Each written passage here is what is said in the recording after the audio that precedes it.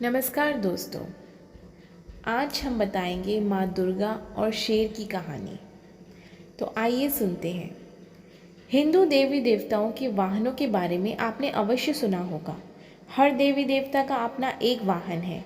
जैसे शिव शंकर का वाहन नंदी है, भगवान विष्णु का गरुड़ है, श्री गणेश का मूषक, तो माँ दुर्गा का शेर। कैसे ये पशु इन देवी देवताओं के वाहन बने और इसके पीछे क्या कारण था? इन प्रश्नों के उत्तर में जो कहानी छुपी हुई है वो बड़ी ही रोचक है। ये तो अवश्य है कि हर पशु वाहन की अपनी एक पृथक महत्ता है। शक्ति स्वरूपा माँ दुर्गा का वाहन शेर है, ये संपूर्ण जगत जानता है। उन्हें माँ शेरावाली भी कहा जाता है। आज हम आपको ये बताने जा रहे हैं कि कैसे शेर माँ दुर्गा का वाहन बना। इसके पीछे दो कथाएं प्रचलित हैं। प्रथम कथा कुछ इस प्रकार है। माँ दुर्गा आदि शक्ति देवी पार्वती का ही प्रतिरूप है। देवी पार्वती हिमालय राज की पुत्री थी। बचपन में ही उन्होंने भगवान शिव को अपना पति चुन लिया था, अतः वह सदा उनकी भक्ति और आराधना में लीन रहती थी। विवाह योग्य होने पर भोले शंकर को पति के रूप में पाने की कामना में वह एक ऊंचे पर्वत पर जाकर तप करने लगी। वहां उन्होंने कई वर्षों तक तप किया। उनके तप से प्रसन्न होकर शिवजी ने उन्हें दर्शन दिए और स्वयं को पति के रूप में प्राप्त करने का वरदान उन्हें प्रदान किया। इसके उपरांत दोनों का विवाह बड़ी ही धूमधाम से संपन्न हुआ, जिसमें सारे देवी देवता, ऋषिगण और शिवगण सम्मिलित हुए। विवाह उपरांत उनके दो पुत्र श्री गणेश और कार्तिकेय हुए।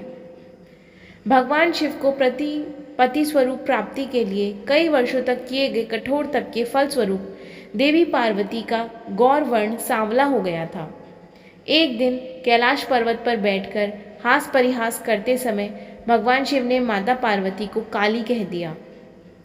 स्वयं के लिए काली संबोधन सुन देवी पार्वती रुष्ट हो गईं और गौर वर्ण की प्राप्ति के लिए कैलाश छोड़कर तपस्या करने वन में चली गईं। वन में एक वृक्ष के नीचे बैठकर वे कठोर तप करने लगी। इस बीच एक दिन एक भूखा शेर भटकते हुए वहां आ पहुंचा।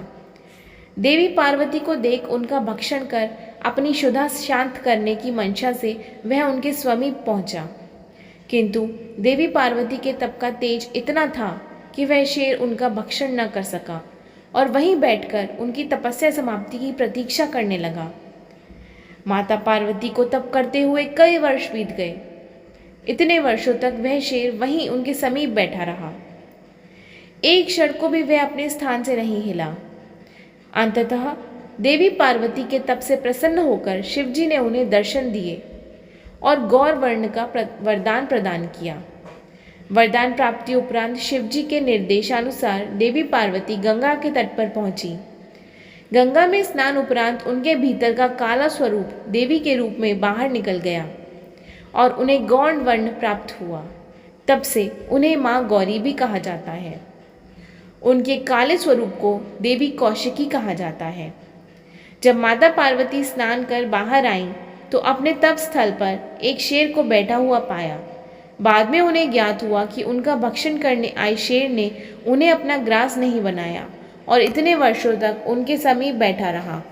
इस तरह वह भी उनके तप में सम्मिलित रहा। प्रसन्न होकर वर्षों तक तप में साथ देने वाले शेर को उन्होंने अपना वाहन बना लिया। तब से ही माँ दुर्गा का वाहन शेर है और उन्हें माँ शेरावाली भी कहा जाता है। द्वितीय कथा। इस कथा का उल्लेख स्कंद पुराण में मिलता है। इसके अनुसार भगवान शिव और माता पार्वती के पुत्र कार्तिकेय और राक्षस तारक तथा और उसके दो भाइयों सिंहमुखम और सुरापदमन के मध्य एक बार युद्ध हुआ, जिसमें कार्तिकेय ने उन्हें पराजित कर दिया। पराजय उपरांत सिंहमुखम कार्तिकेय से क्षमा याचना करने लगा। कार्तिकेय ने उसे क्षमा कर शेर बना दिया और माँ दुर्गा के वाहन बनने का आशीर्वाद दिया। तब से सिंहमुखम शेर के रूप में माँ दुर्गा की सवारी है। तो बोलो माता रानी की जय, शेरावाली की जय। तो दोस्तों, ये थी हमारी आज की कहानी। अगर आपको पसंद आई हो तो प्लीज़ हमारे चैनल को लाइक, शेयर एंड सब्सक्राइब ज़रूर कीजिएगा। Thank you.